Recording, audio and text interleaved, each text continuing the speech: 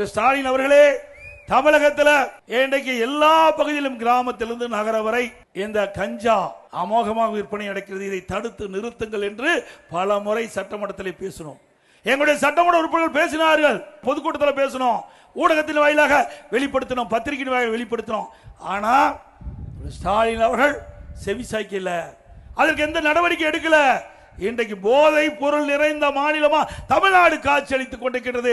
இதற்கு முழுக்க முழுக்க காரணம் இன்றைக்கு தலைமை தாங்கி நடத்தி கொண்டிருக்கிற முதலமைச்சர் ஸ்டாலின் தான் பொறுப்பேற்க வேண்டும். உண்மைதானே? நாங்கள் சொல்லுகின்ற பொழுது இந்த போதை பொருள் நடமாட்டத்தை தடுத்து நிறுத்தி இருந்தால் இன்றைக்கு இதை தவிர்த்திருக்கலாம்.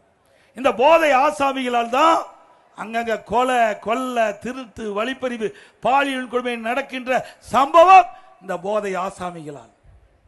ஆக அதிமுக ஆட்சிக்கு வந்தா 3 மாதத்தில் நிச்சயமா உங்கள் துணையோடு அதிமுக ஆட்சி அமைப்பது உறுதி.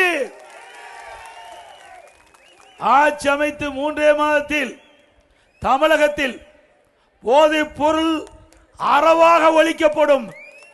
போதைப் பொருள் இல்லாத மாநிலமாக தமிழகம் உருவாகும். அதிமுக ஆட்சி இருக்கின்ற வரை தமிழகத்திலே போதை நடமாட்டத்தை முழுமையாக கட்டுப்படுத்தி வைத்திருந்தோம். திராவிட முன்னேற்ற கழகம் ஆட்சிக்கு வந்தவுடன் திராவிட முன்னேற்ற கழக நிர்வாகிகள் துணையோடு இந்த போதைப் பொருள் விற்பனை நடைபெற்றுகின்ற காரணத்தினால்தான் காவல்துறையால் இந்த போதைப் பொருள் நடமாட்டத்தை தடுக்க முடியாத சூழ்நிலை ஏற்பட்டதாக எங்களுக்கு கிடைத்த தகவல். ஆக இன்றைக்கு காவலர்களே இந்த போதை ஆசாமியால் பாதிக்கப்படுகிறார்கள். அப்படிப்பட்ட ஆட்சி தேவையா?